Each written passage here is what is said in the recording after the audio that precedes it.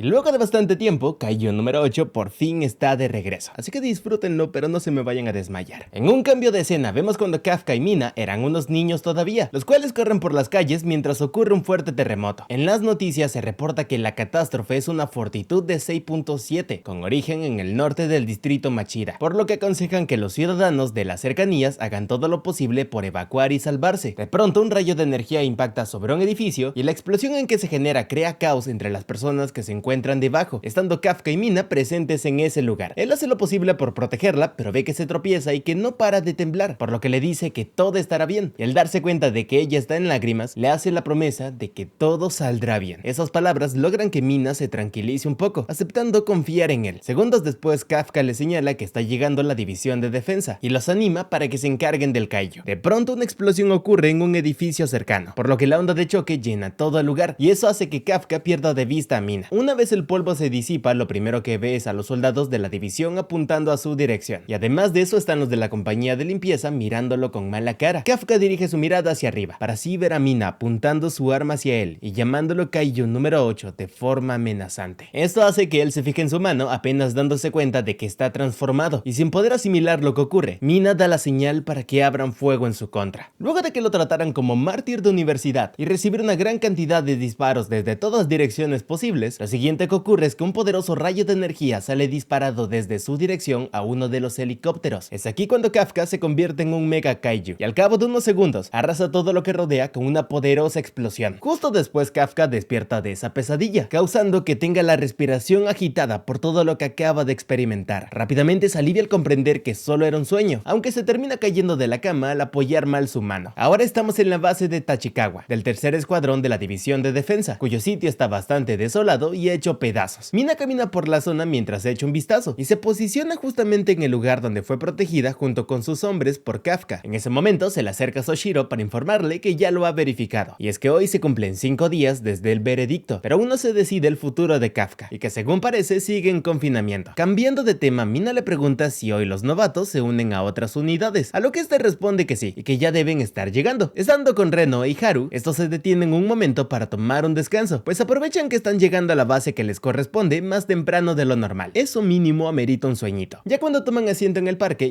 Haru le pide que no esté tan tenso porque sea el primer día en el nuevo lugar, algo que Reno niega porque él no se siente de esa forma. De pronto los ánimos de Haru se relajan, pues hace la pregunta de cómo le irá a Kafka, llegando a suponer que ya no puede ser un soldado de la división como antes. A los segundos, Reno suelta una risa y le cuenta que pudo recordar lo que Kafka le dijo cuando se volvió un kaiju, pues justamente se preguntó eso mismo, si sería capaz de entrar a la división. Esto hace que Haru reconozca que tiene nervios de acero, ya que si estuviera en su lugar, se quedaría deprimido en cama por un año entero. Aunque hay algo en lo que ambos están de acuerdo, y es que Kafka va a regresar. Una vez se acercan a la base donde se van a integrar, Reno piensa que en este lugar se volverá más fuerte y que al hacerlo podrá proteger a Kafka la próxima vez. Por otro lado, Kikoru se queda revisando el chat grupal que hay entre ellos, estando ahí las fotos que Haru se tomaba cuando estaba en el parque. Al igual que Reno, ella piensa que cuando ocurra una próxima emergencia, desea poder ser lo suficientemente fuerte para detener a Kafka, y para lograr eso debe hacerse, valga la redundancia, más fuerte. En ese momento entra Eiji Hasegawa, segundo capitán del primer escuadrón, el cual avisa que lo llevará a la oficina del capitán. En el camino le recuerda el aviso oficial del tercer escuadrón, y es que mientras reconstruyen la base Tachikawa, ella está asignada al primer escuadrón. Hikaru se queda pensando en ello, puesto que conoce bien que el primer escuadrón es el más fuerte de Japón, el país de los grandes kaiju, y que su nombre ya era famoso incluso cuando estaba en Estados Unidos. Por eso cree que es el mejor lugar para mejorar sus habilidades, siendo ese su principal objetivo. Y ya cuando están por ver al capitán, se dispone a aprender todo lo que pueda de él. Justo cuando Eiji está por presentarlo, abre la puerta y lo primero que ve es a Gen Narumi, el capitán del primer escuadrón, tirado en el suelo mientras juega en la consola de forma frenética. Yo a las 2 de la mañana cuando me come la nostalgia. Debido a eso le pide a Kikoru que espere, para así ir hacia Gen y arrojarlo hacia su consola de una patada. Esto hace que Gen se altere bastante por su querida BS5, porque Kara no fue, casi tuvo que empeñar su alma. Pero Eiji le recuerda que hasta ahora debía estar ordenada su oficina. Gen le dice que ya era consciente de ello, pero que tiene el derecho de hacerle caso o no. Lo que ocurre a continuación es que Eiji lo vuelve a patear, y tras tomarlo de la ropa y hacer que limpien su oficina a la fuerza, lo lleva a Kikoru para presentarlo de una pésima forma. Kikoru se queda inexpresiva al tenerlo delante, puesto que no le inspira el más mínimo respeto, así que no sabe qué hacer. Por otro lado, Gen se le queda mirando al poder conocer a la famosa hija de Isao. Aquí Kikoru recuerda que es su superior, así que se presenta de forma respetuosa, disque respetuosa. Gen le pide que deje las formalidades, pues como capitán del primer escuadrón solo espera una cosa de ella. Esto hace que ella le pregunte a qué se refiere, pero justo en eso son interrumpidos por la alarma de Kaiju. Gen ve esto como algo perfecto para la ocasión, así que le pide a Kikoru que aprenda de qué se trata al verlo pelear. Poco después, Gen y Kikoru parten en helicóptero hacia la zona del reportaje del Kaiju, y a su vez el apoyo terrestre sale de la base. Esto estando combinado con el apoyo de misiles de media distancia. Una vez las unidades se colocan en posición, una tanda de misiles es disparado en la dirección del Kaiju, realizando así un impacto directo. Conforme gastan la artillería, ese daño provocado hace que el Kaiju se sumerja en el agua, pues ya le está comenzando a doler al pobre, y al cabo de un rato es llevado a un puente que termina siendo destruido al momento de chocar. Debido a que se desvía a una ruta inesperada, Gen ordena por radio que hay un cambio de planes y le da las instrucciones a los que están bajo su mando para retenerlo en el lugar adecuado. En cuestión de segundos todos llegan a sus posiciones para comenzar a dispararle al Kaiju. Kikoru se queda asombrada al ver eso, pues ellos, simples humanos, son capaces de controlar la trayectoria del Kaiju por completo. Es como ver a Memo Ochoa pararle un penal a Messi, y sabe que eso solo es posible gracias a los altos parámetros de cada oficial, por lo que probablemente cada uno tiene un potencial de batalla mayor al 40%, lo que significa que es mayor a la de un teniente. Ya cuando le avisan a Gen que el Kaiju está en el punto acordado, este menciona que ya es hora de salir, colocándose en la espalda su arma especial. Antes de irse, le dice a Kikoru que no espera de ella etiqueta, aspecto impecable, dirigencia ni clase, solo pide una cosa. De repente salta del helicóptero planeando en dirección al Kaiju a una gran velocidad. Ya cuando acorta la suficiente distancia, saca el arma del maletín para clavar la cuchilla de la misma en el cuerpo del Kaiju, pero al tratarse de un fusil enorme, lo que hace es apretar el gatillo para dispararle directamente a su interior. Esto ocasiona que el poderoso calibre de su arma haga explotar al Kaiju desde dentro, pudiendo exterminarlo instantáneamente. Por consecuencia, una lluvia de sangre y restos caen por toda la zona. Es aquí cuando Glenn le revela qué es lo que más quiere de ella. Lo único que espera es que le muestre una fuerza devastadora, pues no necesita incompetentes con buenos modales. Si eso es todo lo que puede darle, entonces que se vaya a ser mesera o trabajar en un call center. Debido a que ella lo ve claramente desde las cámaras, no puede evitar reaccionar impresionada, además de ver interesante su forma de hacer las cosas. Más tarde, Gen revisa las noticias con bastante rabia, pues hacen parecer que Mina ha derrotado al Kaiju que acaba de exterminar. Luego de enseñarle esto a Kikoru de forma indignada, comienza a leer varios comentarios negativos que son para él, lo cual hace que se enfurezca más obviamente. En cambio, ella se le queda mirando ya sin expectativas, ahora estando enterada de que el más fuerte de Japón busca su nombre en las redes. Es como descubrir que Messi usa Twitter, es como cuando le crearon la cuenta al güey, pero ahí todos fuimos felices, es verdad. Ahí le recuerda que le están llamando desde hace rato, pero Gen da por hecho de que es una reunión aburrida en la que Isao y Eiji hablan de cosas complicadas, algo que no le interesa para nada. Mientras se queja de ello, es repentinamente lanzado por los aires junto con el banco, esto siendo obra de Eiji que lo estaba escuchando. Kikoru suspira con decepción y ya sin esperar nada, Eiji comienza a arrastrar a Gen hacia la reunión, por lo que este le pregunta qué es tan crucial como para que lo apresure así. Eiji le responde que el tema a discutir es sobre el Kaiju número 8, y eso hace que tanto Gen como Kikoru cambien su expresión. Volviendo con Kafka, este se mantiene ocupado haciendo ejercicio, siendo consciente de que han transcurrido 5 días sin que pudiera hacer nada, y ahí recuerda las palabras de Isao acerca de que debe probar su utilidad. Esto le hace preguntarse qué debe hacer, pues está dispuesto a lo que sea. Segundos después, unos soldados abren la puerta para pedirle que los acompañe. A los minutos es llevado a la oficina de Isao, pudiendo notar que Kikoru está presente también, aunque ella evita reaccionar ante su llegada debido a la seriedad de la situación. Ya cuando Kafka está dentro y frente a Isao, se queda bien tenso al darse cuenta de a quién tiene a su lado, tratándose del propio Gen, capitán del primer escuadrón. De forma repentina, Isao le informa a Kafka que ha sido asignado al primer escuadrón, y que esto lo hace porque desea juntar al Kaiju más poderoso y la mejor fuerza anti-Kaiju de Japón, para así crear la unidad más poderosa que pueda vencer a cualquier catástrofe. Además de eso, desea que muestre su fuerza en la próxima misión para convencer a todos, y que si no es capaz de ello, no habrá lugar para él en la división de defensa. Esto pone tenso a Kafka, pues no le gusta que lo necesiten como el Kaiju número 8, pero sabe que primero debe sobrevivir, y por eso acepta sus órdenes sin queja alguna. Antes de terminar de hablar, Gen dice de la nada que se rehúsa a esto, pues es más que suficiente con él para tener a la unidad más poderosa. Ya cuando está por irse sin más, Isao le aclara que eso no basta, pues el número 9 se mimetizó entre los humanos y desapareció, y el número 10 atacó intencionalmente a la división de defensa, lo que significa que son diferentes a los demás Kaiju. Progresan cada día para sobrevivir cualquier calamidad Kaiju, pero ellos también evolucionan de manera desconocida. Su trabajo es progresar cada día para sobrevivir a cualquier calamidad Kaiju, pero ellos también evolucionan de manera desconocida. Entonces tienen que igualar el juego. Cuando crean con arrogancia que pueden manejar cualquier catástrofe, ocurrirá algo que hará que se desmorone esa creencia, por lo que ellos también tienen que evolucionar más allá. Tras escuchar todas esas palabras, Gen suelta un suspiro pesado e insinúa que Isao aún no confía en él. Además de que lo más efectivo es convertir al kaiju número 8 en arma para que él lo usara, lo cual pone bastante tensa a Kafka ya que hace tal sugerencia mientras lo mira directamente. Pero antes de que Isao hable, Kafka le dice a Gen que todavía no puede morir por los compañeros que aún creen en él y porque aún tiene cosas que hacer. Ahí recuerda la apuesta que hizo con Mina acerca de cuál de los dos se convierte en el soldado más genial, aún siendo su objetivo luchar a su lado. Con esto en mente le declara a Gen que se aferrará con fuerza a la vida para así reportarse como un nuevo miembro del primer escuadrón. En respuesta a eso, Gen suelta un suspiro para así dirigirse a la puerta y le dice que no le interesa sus sentimientos, circunstancias u objetivos, sino que desea que muestre resultados y poder. Pero si ve que está a punto de perder el control de nuevo, no va a dudar en eliminarlo y hacerlo su traje. Kafka se inclina en señal de respeto, dándole las gracias por concederle esta oportunidad.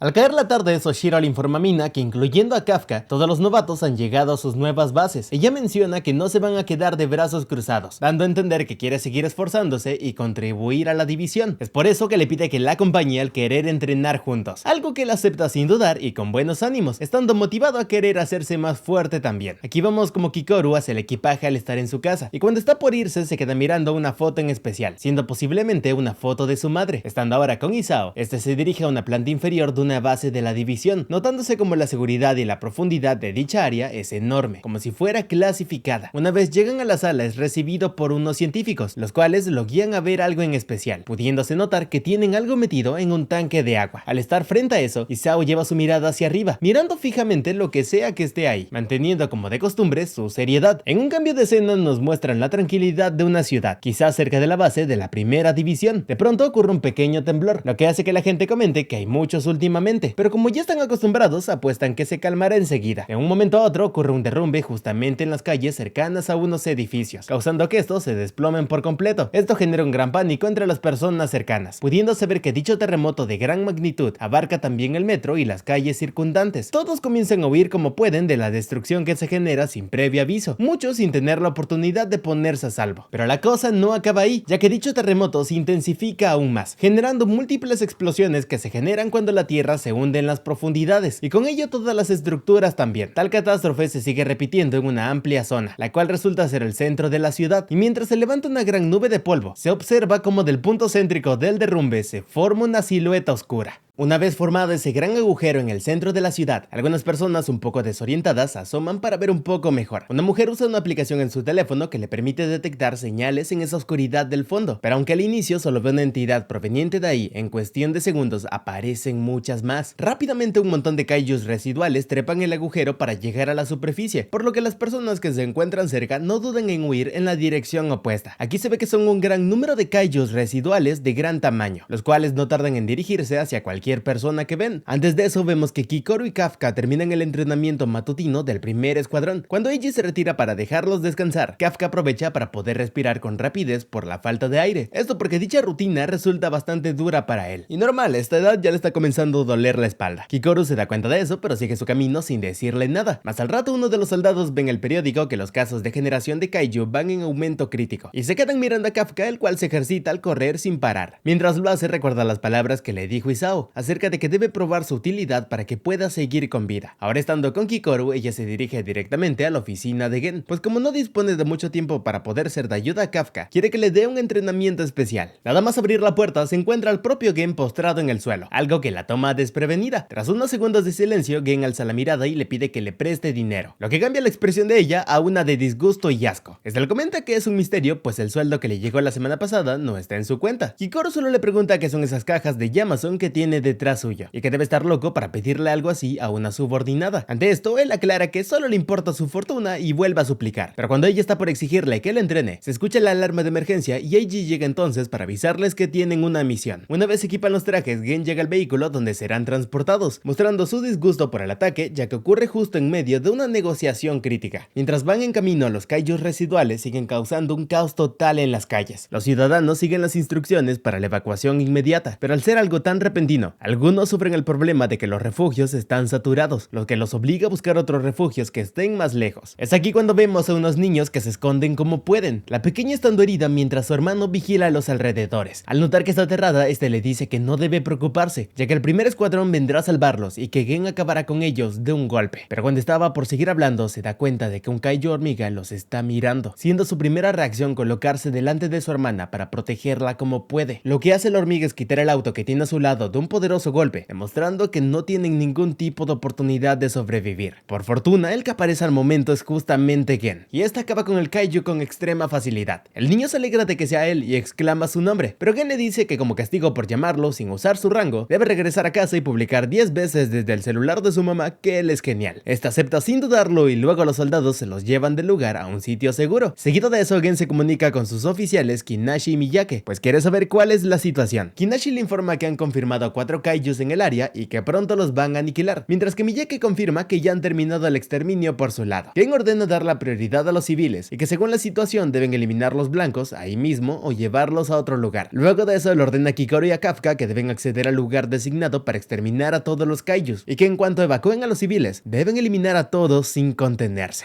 Ahora estamos en el Comando 318 de la División de Defensa, donde todos los trabajadores monitorean no solamente el estado de Kafka por ser el kaiju número 8, sino también la situación en general del ataque. Al ser tan amplio el daño que está sufriendo la ciudad, esto genera que algunos de ellos estén tensos o que haya algo de descontrol al comunicarse. En medio de eso, Isao los interrumpe al decirles que solo deben hacer una cosa en todo momento: aniquilar a los kaijus. Los demás rápidamente se ponen de acuerdo con eso, y cuando Isao ordena que sigan trabajando, ellos acatan sin dudar, pudiendo concentrarse mejor después de sus palabras. Lo próximo que ocurre es que los helicópteros de combate atacan a los kaijus desde arriba, mientras que los soldados los presionan desde un flanco. Esto ocasiona que los kaijus se dirijan a la zona asignada, por lo que ahora dan la orden al equipo de exterminio para que se encarguen del resto. Kikoru usa su huella para abrir el maletín de su arma especial, y mientras eleva su poder de batalla, da el aviso de que está por entrar en acción. Gen le ordena al líder Rin Shinonome que apoya a Kikoru según el plan, y que debe atacar el mando en caso de una emergencia. Apenas Rin acepta su orden, un kaiju hormiga pasa disparado por su lado tras recibir un ataque. Kikoru lo alcanza gracias a su gran velocidad, pudiendo rematarlo con un poderoso ataque con su hacha. Con bastante sorpresa dan el reportaje de que Kikoru ha aniquilado al blanco, algo que toma por sorpresa al resto de los oficiales. Pero Kikoru no cree que esto sea suficiente, pues sabe que el segundo capitán Soshiro es más rápido que ella. Tras dirigirse al siguiente kaiju, tiene también presente que un ataque de la capitana Mina es más poderoso, y eso hace que azote su arma contra este kaiju de una forma más devastadora. Poco a poco se da el reporte de que ella va eliminando a los kaijus que se encuentra por el camino, y Rin opina que no lo hace nada mal. En ese mismo instante, Kikoru dispara su pistola a un kaiju que tiene a sus espaldas y le da el consejo de que no baje la guardia. Esto hace que Rin se convenza de que se llevarán muy bien, sintiendo también cierta molestia, aunque eso no le impide decirle que serán buenas amigas. Por otro lado, los otros oficiales hablan un poco sobre las grandes habilidades de Kikoru pese a ser una novata. Uno de ellos se confía tras eliminar a unos cuantos kaijus, pero la sonrisota se le quita de la cara cuando vuelve a escuchar que ella no para de aniquilar a más enemigos. Eiji le pregunta a Gen si ella es más poderosa que él cuando era novato, pero este se enfurece y le deja en claro que él era mucho mejor. Cambiando de tema, le comenta que esto es muy extraño, pues en primer lugar los kaiju tipo hormiga casi no salen a la superficie. En raras veces se ven bajo tierra en construcciones de túneles, pero esta es la primera vez que salen tantas de ellas al exterior. Esto hace que se pregunte el porqué, y Eiji le señala que no se comportan según su naturaleza, así que es un caso similar al incidente de la base Tachikawa. Gen ve posible que tengan un molesto comandante con un objetivo, y eso no se lo toma muy bien Eiji por lo grave que podría ser eso. En este punto dan el aviso de que más kaijus han sido guiados al este del lugar designado, así que ordenan al equipo de exterminio que se encarguen de eso. Los soldados se preparan al estar ya en formación, mientras que Kafka está al fondo al estar con ellos, pero al estar esperando a los kaijus nota que sus piernas no paran de temblar debido a los nervios. Al estar siendo observado, Yuzo menciona que espera buenos resultados de su parte, mientras que Isao se queda callado al ver atentamente las grabaciones en vivo. En el momento en que llegan los kaijus, los soldados comienzan a disparar hacia ellos. Kafka se trata de mentalizar, ya que no quiere desperdiciar esta oportunidad que le concedieron los superiores, así que sin esperar más da el aviso de que está por entrar en acción. Rápidamente activa la transformación parcial, pudiendo convertir sus piernas y brazos en kaiju. Seguido de eso pega un gran salto para atacar a una de las hormigas, pero al darle un puñetazo esta no sufre daño alguno, y ahí lo manda a volar con solo agitar su cabeza. Keiji se pregunta por qué no se transforma, sin entender por qué no aprovecha al máximo su poder. Kafka evade como puede los ataques de los kaijus, pudiendo comprobar que no puede hacerles frentes con la transformación parcial. Ahí recuerda esa vez en que casi mata a Isao por perder el control de su poder poder, siendo ese su mayor miedo ahora. Pero al estar en una situación importante, se dice a sí mismo que no es momento de dudar, pues primero debe sobrevivir, para así abrirse paso al lado de Mina. Gracias a que logra mentalizarse, se concentra en hacer la transformación completa para ser el Kaiju número 8. El comando reporta que hay altos niveles de energía provenientes de él, y que está por entrar en metamorfosis, pero justo cuando está por hacerlo, el proceso se ve interrumpido de forma repentina. Esto deja impactado a Kafka, y por estar distraído con eso, una de las hormigas lo golpea con una enorme fuerza, siendo estrellado contra un edificio. Uno de los drones del comando se acerca para observarlo de cerca, y confirma que Kafka no ha logrado transformarse. Se pregunta por qué no pudo hacerlo, mientras que en el comando detectan una nueva señal poderosa de Kaiju en el lugar de exterminación, estando por generarse el Kaiju principal. Eiji les pregunta en dónde va a salir, a lo que ellos responden que será justo debajo del Kaiju número 8. Kafka se aparta al darse cuenta del temblor bajo sus pies, con Gen intuyendo que el objetivo de los enemigos es el propio Kafka. Cuando una hormiga emerge del suelo frente a Kafka, de su cabeza poco a poco va formándose algo, y al terminar Kafka lo reconoce enseguida como el Kaiju número 9. Todos los oficiales son sorprendidos cuando pronuncia ese nombre, y lo mismo ocurre en la base del comando, los cuales ven finalmente la apariencia del número 9. Aquí el número 9 menciona que esto es extraño, ya que salió porque detectó al Kaiju número 8, pero no lo ve por ningún lado, y debido a eso ve posible que quien tiene delante, o sea Kafka, sea el que está buscando. Kafka se pregunta de que tenga la habilidad de detectar Kaijus, pero de la nada su hombro es atravesado por un proyectil a una alta velocidad. Al tener presente que el número 9 va a comprobar si él es el Kaiju número 8, lo que hace entonces es intentar transformarse en Chinguiza porque si no va a morir, pero nuevamente falla en el proceso, y le preguntan a Gen qué hacer al respecto, pues a este ritmo van a perder al número 8.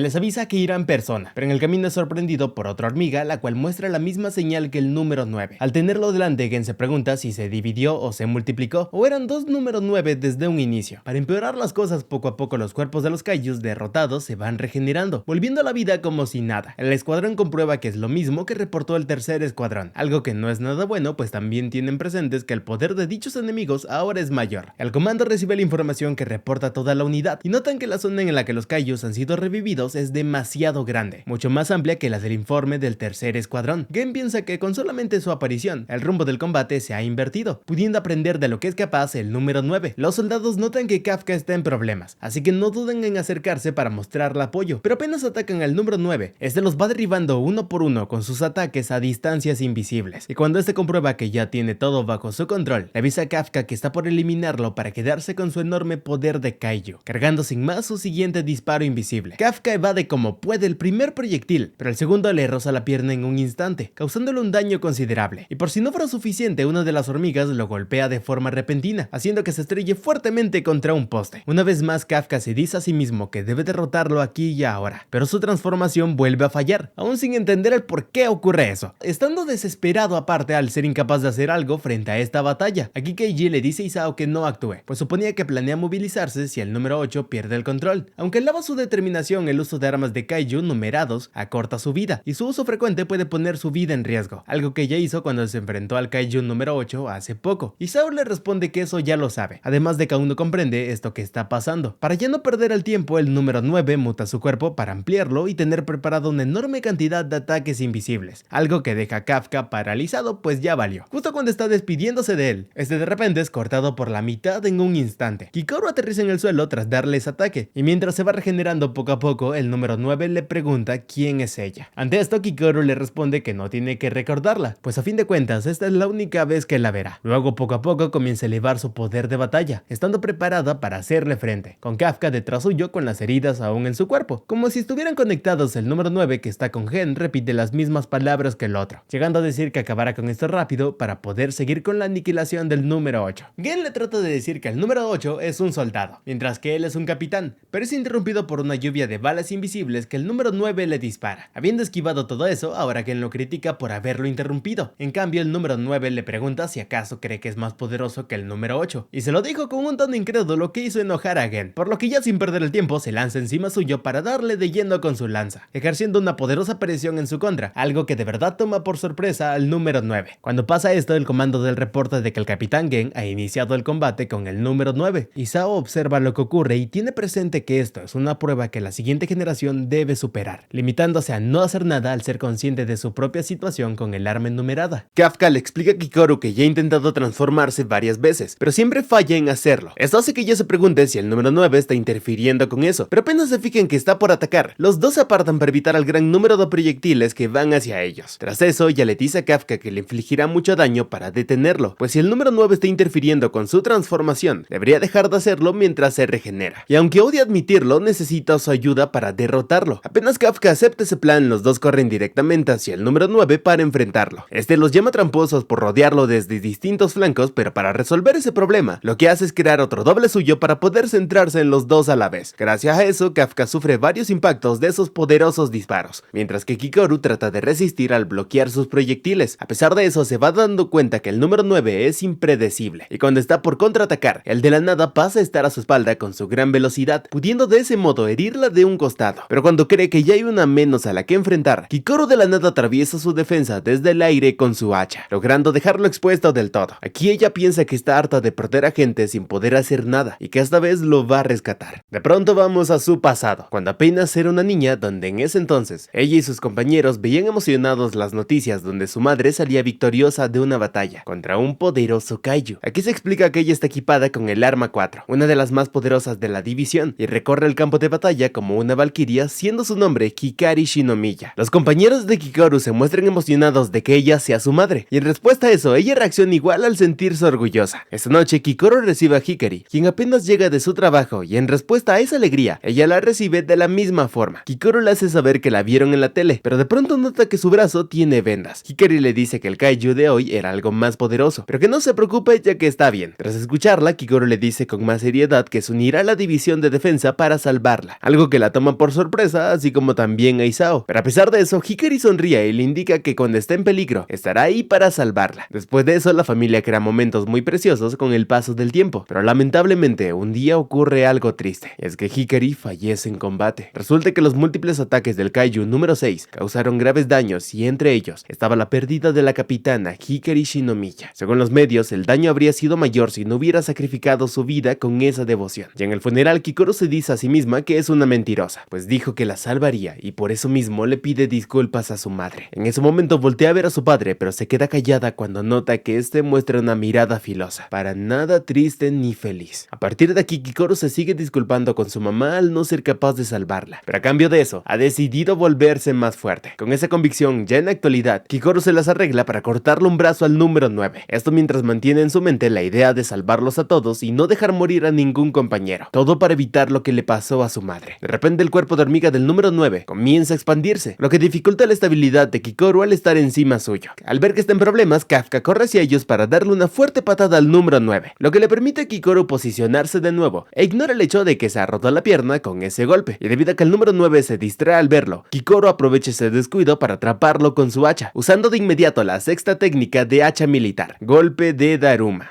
Esto le permite cortar en pedazos el cuerpo del número 9, y tras cumplir con su parte, le hace la señal a Kafka para que se transforme. Este no tarda en hacerlo, pero en medio del proceso, siente como el núcleo del número 8 lo tiene en la mira. Tras ser atrapado desde su mente, lo siguiente que ve es como su puño atraviesa el pecho de Kikoru de un solo golpe. Y no solo eso, sino que también observa los cadáveres de todos sus compañeros en el suelo. Con sus manos ensangrentadas y todas esas muertes, Kafka sufre una reacción de pánico extremo, y justo después vuelve en sí al despertar de esa ilusión. Esto mientras su transformación vuelve a fallar. Gracias a esto entiende que no es culpa del número 9 que no pueda transformarse, sino que se debe a otra razón. El comando observa este intento fallido, y los altos mandos se quejan de que no esté resultando útil. Incluso se plantean pasar al plan B. De repente Gen les dice que irá él, pues no quiere que dejen todo en las manos de un novato. Al seguir enfrentándose al otro número 9, lo que hace es liberar todo su poder para ir en serio. Seguido de eso, acorta las distancias entre ambos para cortarle una extremidad suya, y el número 9 se fija en que sus cortes también queman, lo que impide que pueda regenerarse.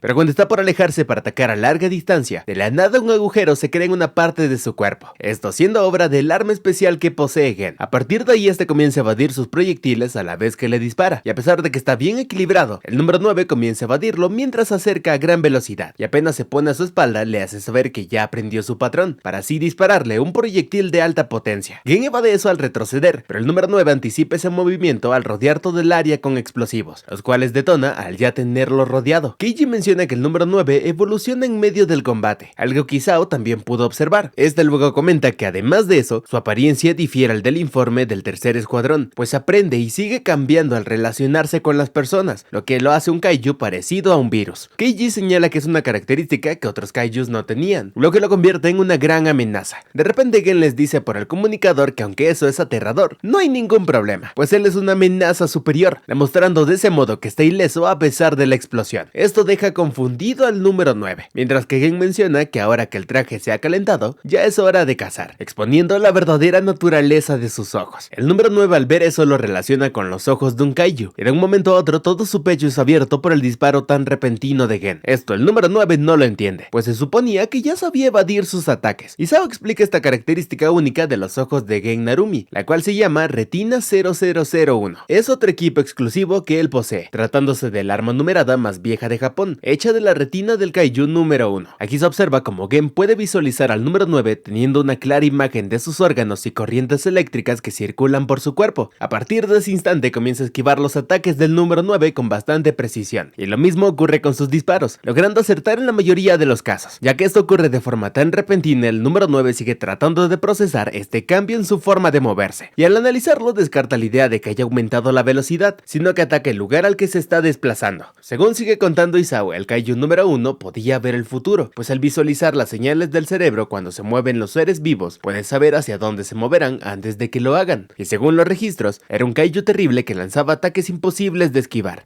El número 9 vuelve a dispararle a Gen en un punto, pero cuando este ya se encuentra en el aire, le dice que ya lo ha visto, pues ya tiene una imagen clara de dónde se encuentra su núcleo. Mientras que en picada hacia su dirección, el número 9 concluye que no puede aprender su ritmo al ser demasiado impredecible, y sin poder reaccionar siquiera, Gen aterriza al atravesarlo con un poderoso ataque, tratándose de su segunda técnica de arma de fuego cortante, Cortina del Fuego Asesino. Esto rebasa en pedazos del cuerpo entero del número 9, y tras hacer eso en el comando celebran que el capitán Narumi haya derrotado al kaiju principal de su lado. Pero esto no cambia la expresión de Isao, el cual ahora piensa que viene el turno de Kafka. Volviendo con esa pelea, el cuerpo de ese número 9 se regenera tras el ataque que Kikoru le ha hecho, y apenas recupera su cuerpo, apunta con sus dedos a los dos para atacar. Kikoru se aparta al dar un salto, pero ya que el número 9 la supera en velocidad de reacción, logra impactar varios proyectiles en su contra, lo que destruye su hacha militar. A su vez, Kafka es herido por múltiples balas de su parte, lo que lo hace retroceder ante la potencia de estos. Él entiende que no puede transformarse por el miedo, y tras aterrizar de este gran ataque que sufre, trata de ponerse de pie. Ahí dice que tiene miedo de que el kaiju lo posea por completo, que tiene miedo de sí mismo a que pueda asesinar a sus compañeros. Kikoru lo escucha con claridad al estar abierta la comunicación por radio, ahora teniendo claro qué es lo que le pasa. Por eso mismo se pone delante suyo con su pistola en mano, para decirle con firmeza que no la subestime. Y cuando va directamente al número 9 mientras le dispara, le dice también a Kafka que tampoco debe subestimar a la capitana Mina, ni al segundo capitán Soshiro, ni a Reno o a sus compañeros, y que en primer lugar no debe subestimarse a sí mismo, y en general no debe subestimar a la división de defensa. Conforme ataca de frente al número 9, se ve como desvía sus ataques para evitar que impacten a Kafka, y cuando este escucha sus palabras, hace lo que puede para levantarse con todas sus fuerzas, dándole toda la razón a Kikoru. También se dice a sí mismo que es un tonto, además de que ella es fuerte y fenomenal, así que se pregunta cómo alguien como él podría siquiera matarla. Al tener eso claro, se mentaliza con la idea de creer en sus compañeros, haciendo otro intento más en transformarse. Al cabo de unos segundos, Kikoru voltea para decirle que ya era hora, pues siempre llega tarde. Kafka se le acerca para ponerse a su lado, ya estando convertido del todo en el número 8. Cuando ocurre esto, se avisa por la radio que el kaiju número 8 apareció al oeste del área de exterminio. Entonces Isao da la orden para iniciar con la fase 2 de la operación, mientras que Gen se pregunta si Kafka será la salvación o la perdición para ellos. Volviendo con la batalla, el número 9 confirma de una vez que ese tipo era el número 8, y es ahí cuando de repente suelta una poderosa señal en todas las direcciones. En consecuencia, los cuerpos de las hormigas se levantan una vez más, y además de eso, el cuerpo del número 9 crea unas alas desde su cuerpo, demostrando que tiene más trucos ocultos. Y en medio de todo eso, Kafka le da las gracias a Kikoru y admite que aún no tiene mucha confianza en sí mismo, pero lo que sí puede hacer es confiar en ellos al 100%. Kikoru se sorprende un poco por sus palabras, pero vuelve a su yo habitual al no decir mucho. Volviendo a lo importante, Kafka le pide que se encargue de los bichos de atrás, algo que Kikoru acepta de mala gana, y le advierte que si no le gana al número 9, ella misma lo va a matar. volar. Luego de eso, Kafka camina directamente hacia el número 9, estando determinado a hacerlo volar. Esto porque desea cumplir con la petición de Kikoru. Ya cuando corre en su dirección, eleva su velocidad en un par de segundos de golpe. El número 9 le dice que la última vez que pelearon fue muy amable con él, pero ahora es literalmente otro, ya teniendo la capacidad para derrotarlo por completo. Justo después lo sujeta con unas raíces que emergen del suelo, para así crear unos cañones gigantes desde sus alas y tenerlo en la palma de su mano. Pero antes de poder completar su frase, Kafka carga en su contra a una velocidad explosiva, atravesando su cuerpo en un parpadeo, esto al mismo tiempo en que arranca su núcleo. Como si nada, aplasta ese núcleo al suponer que es de la hormiga, y le señala que pudo deducir la ubicación de su núcleo al ver la pelea que tuvo con Kikoru. Sin opinar nada, el número 9 inicia su lluvia de disparos en su dirección, pero Kafka eleva su poder para destruir sus proyectiles con solamente sus puños, y esta vez sin mostrar señales de estar en problemas o de que le resulta difícil siquiera. Aquí piensa que al ver lo que ocurrió cuando perdió el control, pudo comprender que nunca pudo extraer todo el poder del número 8, y también hay algo que considera irónico, y es que ahora sabe mejor cómo moverse después de que fue poseído. Para ese punto escala con gran agilidad un edificio, esto mientras sigue evadiendo las balas que le dispara en todo momento. De un momento a otro da un salto al aire, esto con ayuda de los propulsores que tiene en sus pies. Al aterrizar en el suelo es atrapado nuevamente por las raíces del número 9, el cual ya cree que lo tiene atrapado. Pero una vez más, Kafka vuelve a desatarse con su fuerza bruta, volviendo a elevarse en el aire en un solo instante con un salto rápido. Esto supera bastante el nivel de procesamiento del número 9, el cual no ve a tiempo que Kafka haga en picada a su ubicación a toda velocidad. Es aquí cuando este se estrella encima suyo al darle un poderoso puñetazo, ejerciendo tanta presión que se crea un cráter tras el impacto, además de hacer pedazos todo el cuerpo del número 9. Momentos antes de ser destruido, el número 9 piensa que esto es un poco diferente de la última vez, pues fue incapaz de anticipar que fuese tan fuerte. Kafka se queda quieto tras dar ese golpe final, y en reacción a esa potencia del mismo, se genera una lluvia de sangre que proviene del cuerpo del número 9. Cuando el comando ve esto a través de las cámaras, uno de ellos se queda perplejo, pues han podido presenciar el auténtico poder del Kaiju número 8, todos celebrando que las cosas se hayan desarrollado así de bien. A su vez, Keiji también muestra estar impresionado ante ese ataque tan aplastante, mientras Kisao sigue observando cómo se desarrolla el exterminio sin reaccionar mucho. Luego de dejar hecho pedazos al número 9, en el comando se reporta que las señales de los Kaiju que estaban reviviendo se apagan una tras otra, y esto hace que los soldados celebren por ello. Justo cuando Isao está por decir que aún no deben relajarse, la propia Kikoru le interrumpe al hacer precisamente eso, pues ve importante que aún queden Kaiju secundarios, y por eso mismo le avisa que va a continuar con la operación de exterminio, pudiéndose ver que sigue eliminando a los enemigos uno detrás de otro. Al ver esto, Keiji le comenta a Isao lo fuerte que se ha vuelto su hija. En cambio, este le dice que es igual que cuando apareció Gen, acerca de que las nuevas generaciones siempre lo terminan sorprendiendo, y que los chamacos superan su imaginación con mucha facilidad.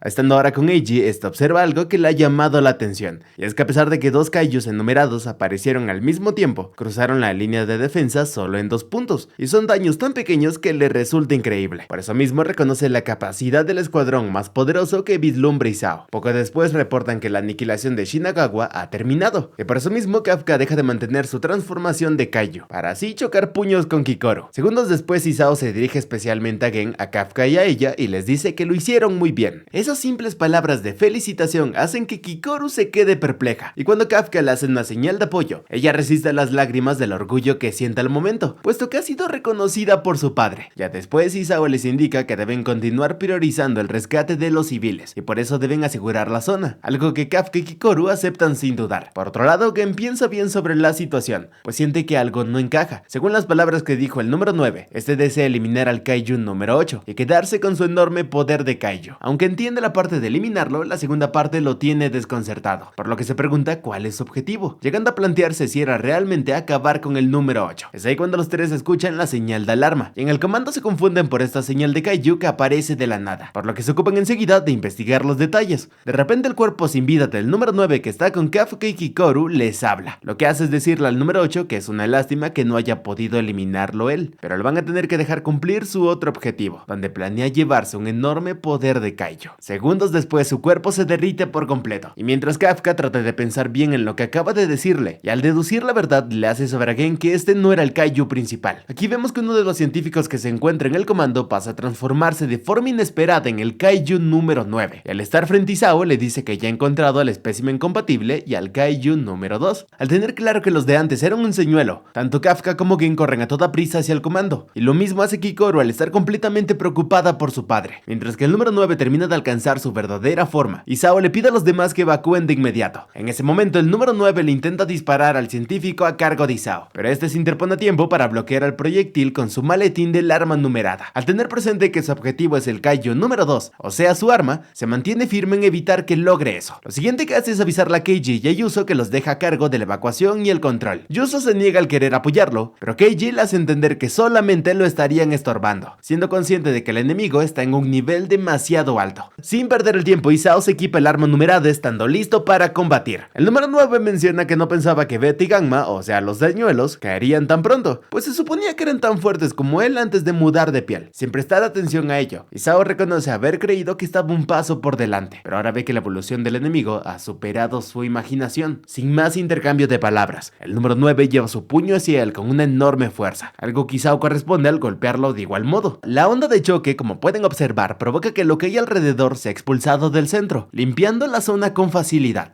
Keiji comenta que según el informe del tercer escuadrón, la fortitud del número 9 era de 8.5, un nivel que Isao actualmente puede hacerse cargo. Pero lo que ocurre es que los músculos del brazo del número 9 crecen de golpe, lo que le permiten superar de forma drástica el choque de puños, y así azotar a Isao contra el suelo, lo que deja su brazo pues notablemente herido. Al ver esto, el número 9 se sorprende, recién dándose cuenta de que se ha hecho demasiado fuerte. Pero cuando está por rematarlo con otro golpe, este es bloqueado por el puño de rayos de Isao. Seguido de eso, se pone de pie para anunciarle que lo eliminará aquí y ahora. Esto mientras tiene presentes los recuerdos de su hija y su esposa en su mente, quien espera que resista lo suficiente, pudiéndose observar que recorre una gran distancia a una enorme velocidad, lo que deja en claro lo lejos que estaban del comando. Segundos después, el auxiliar de Isao le informa que ha terminado la evacuación de la zona, por lo que quiere que él se vaya también, pero Isao le dice que todavía no lo hará, pues el número 9 tiene la habilidad para dar con su ubicación, así que no tiene sentido que escape de él, y por eso quiere que se aleje de este lugar. El científico auxiliar de nombre Akira Kurusu comienza a recordar las veces en que ha visto por la TV a la división de defensa, así como también los momentos en que estuvo trabajando junto con Isao. Tras decidirse, le deja en claro que su deber es asegurar su victoria, por lo que le pide permiso para acompañarlo hasta el final, pase lo que pase. Isao acepta su petición, y después comienza a elevar su poder de combate. Akira es consciente de que liberar todo el poder de las armas numeradas es una carga tan pesada que le resta vida al usuario, pero a cambio el poder que se consigue equivale a la aparición de un gran kaiju con forma humana. Tras estar listo, Isao vuelve a chocar puños de una forma violenta con el número 9, pero a pesar de tener todo su poder liberado, la presión que se ejerce con ese golpe hace que su brazo sea rápidamente lastimado. Y mientras que este sufre tales daños, el número 9 ve agradable su poder y lo considera perfecto para él, pero sin rendirse todavía, Isao rápidamente embiste de nuevo contra él, para así usar la cuarta técnica de combate cuerpo a cuerpo, golpe elevado. Este consiste en un poderoso gancho cargado de energía, lo cual combina con la primera técnica, golpe de loto, pudiendo de ese modo arrancarle la cabeza entera al número 9 de una patada. Pero como es de esperarse, a pesar de ese gran daño infligido al número 9, este lo elogia por su poder e incluso le pide que le muestre más, esto desde su cuerpo sin cabeza. Debido a que Isao es tomado desprevenido cuando lo intenta atacar, Akira le da apoyo a su arma numerada, esto pudiendo hacerlo al cubrir la salida con un circuito desviado al brazo. A partir de ahí, Isao resiste como puede la lluvia de golpes que el número 9 le arroja, y ahí se da cuenta de lo poderoso que es, pero no solo eso, sino que cada puñetazo lo va dejando atrás. En un punto es arrojado por un golpe contra un edificio y ahí acepta que se ha vuelto débil, ya que no es ni la sombra de lo que era su poder cuando estaba Hikari a su lado. Justo después, el número 9 lo alcanza para darle otro golpe más contra la pared, causándole aún más daño que antes. Aquí Akira ve que la herida en el pecho y la pérdida de poder de Isao es del 5%, por lo que intenta recuperarla como puede, pero rápidamente se detiene cuando el número 9 arroja el cuerpo de Isao al suelo y este no se levanta. Al echar un vistazo a su laptop, se frustra bastante al no ser capaz de cubrir todos esos daños, y sabe que este paso no resistirá hasta la llegada del Capitán Gen. De repente Isao le dice que lo van a derrotar, y que si toman la defensiva por un segundo, van a ser derrotados, por lo que quiere entonces es que envíe el poder restante a los circuitos de ataque. Cuando se pone de pie, Akira observa que Isao ha hecho que el músculo del número 2 lo penetre para sanar el brazo a la fuerza, pero al tener presente la gravedad de lo que hace, le pide que se detenga ya que no podrá volver a pelear. En respuesta a eso, Isao le dice que no le importa, y que en su división de defensa ya tienen una magnífica nueva generación, entonces pueden prescindir de él. Por eso mismo solo debe concentrarse en esta batalla y arriesgar su vida para eliminar al número 9, y que si lo logra se dará por servido, así como Hikari hizo con el número 6. Con todas sus fuerzas concentra el poder en su cuerpo, pero de la nada el número 9 lleva su puño hacia él en un golpe directo. Mientras recibe el impacto, a Isao se le viene a la mente los recuerdos de aquel día de su pasado, ese donde Kikoru les había dicho que quería unirse a la división de defensa. Mientras ella dormía, Hikari le comentaba que no pensaba que se le ocurriría algo así, mientras que él lo vio natural ya que había nacido en esta casa. Hikari le señala que no sabe qué sentir al respecto. Después de todo es un trabajo muy peligroso, pero en el caso de que Kikoru escoja de verdad ese camino, piensa someterla a un entrenamiento muy estricto para darle la fuerza para sobrevivir, y a cambio de eso quiere que él se encargue de mimarla mucho por los dos. Al volver en sí, Isao sufre bastante por el puñetazo del número 9, pero aún así sujeta su puño con ambos brazos, oponiéndose a su gran fuerza. Aquí acepta el hecho de que nunca hizo nada digno de un padre, pero por lo menos quiere aniquilarlo con este golpe, para que esta espeluznante catástrofe no exista en el futuro de su hija. A la vez en que hace esa declaración, lo que ocurre es que acumula mucha energía electromagnética dentro de su cuerpo, para así cargar lo suficiente y soltarle un disparo con energía dirigida al cuerpo del número 9. Dicho ataque de poder masivo resulta ser el rayo principal del número 2 que una vez destruyó Sapporo, y al reconocer eso, Keiji se preocupa de que Isao no lo pueda resistir, ya que está usando semejante ataque con el cuerpo de un humano. Al seguir expulsando energía de forma intensa es capaz de exponer el núcleo del número 9, pero esto le aclara que se ha preparado para resistir algo como esto, por lo que ahora cambia de forma para concentrarse al máximo en la defensa. Cuando cree que lo tiene controlado, se da cuenta de algo, y es que Isao dirige su otro brazo hacia él, y al tenerlo cargado le suelta un segundo disparo, algo que no sabía que podía hacer un humano. Esa segunda expulsión de energía lo atraviesa de forma repentina, y al chocar con un edificio lo parte en dos con facilidad. Kafka y Gen se dan cuenta de lo que sucede y siguen avanzando con toda rapidez al comando. Cuando se disipa la nube de polvo generada, el número 9 revela que aún sigue vivo, y ahí le dice a Isao que es una sorpresa que ni con su cuerpo reforzado fuera capaz de resistirlo, pero que por desgracia este es el límite del ser humano, y si su cuerpo hubiera sido el de un kaiju, habría sido su derrota. Debido a que Isao es incapaz de moverse por haberse excedido en esos ataques, es incapaz de escapar de las fauces del número 9, lo que provoca que sea consumido por él mismo. Y poco después Kafka y Gen llegan al lugar, y en un principio los dos se alegran al ver a Isao, pero al mirarlo bien Kafka se pone en guardia enseguida y le trata de decir a Gen que no es el director Isao. Sin tener el tiempo para eso, lo que hace es saltar hacia él para hacer que eviten el disparo del número 9, el cual ve que posee un poder destructivo muchísimo mayor que antes. Sin aceptar los hechos, Gen se comunica por la radio con Isao para preguntarle en dónde se encuentra, y debido a que el comunicador está en la oreja del número 9, esta le informa que lo ha matado y se ha fusionado con él, lo que lo deja bastante desconcertado. Pero quien reacciona peor es Kikoru, la cual lo sorprende desde arriba con unos cuantos disparos de su pistola, algo que no le hace ningún daño. El número 9 lo que hace es enseñarle a una parte del rostro de Isao, y Kafka rápidamente le pide que aparte la mirada, pues sabe que es algo bastante cruel. Gen se enfurece bastante por esto, por lo que llega hasta él en un segundo para realizarle un corte horizontal en todo su abdomen. Eso lo combina con varios disparos junto con su primera técnica de arma de fuego cortante, explosión decapitante, haciendo uso de su gran poder de combate sin ninguna intención de contenerse. Pero tras retroceder y ver que no le hizo nada al cuerpo mejorado del número 9, Gen recuerda una conversación que tuvo con Isao, donde este estaba en su oficina para discutir algo importante. En ese entonces Isao le comunicó que cuando terminaran de formar el escuadrón más poderoso se retiraría del todo, y por eso lo dejaría a cargo de la división y del país, confiando en que podría arreglárselas a partir de entonces. Con eso en mente se mentaliza en eliminar al enemigo que tiene delante en su lugar, pero de la nada el número 9 le pide disculpas, pues quiere dejar este asunto aquí por hoy, y eso hace que Gen se siente indignado y molesto. Seguido de eso el número 9 crea unas alas para poder elevarse en el aire, y les hace saber que después de fusionarse siempre sufre una reacción de rechazo, por lo que por ahora se irá a su casita, se va a ir a echar un café. Como es obvio, Gen rápidamente da un gran salto para clavar su arma desde arriba en él, lo que genera un gran impacto al azotarlo contra el suelo. A pesar de ese poderoso ataque, el número 9 lo que hace es retener su arma con su propio cuerpo, para así cargar un rayo de energía en su boca. Antes de hacer eso, se da cuenta de que el número 8 se le acerca para atacarlo, preparando la energía de su cuerpo para darle con todo. Justo cuando le suelta un poderoso puñetazo, el número 9 le dice que antes no podía hacer nada, pero ahora sí ha logrado verlo, pudiendo retener fácilmente su golpe y sin sufrir daño alguno.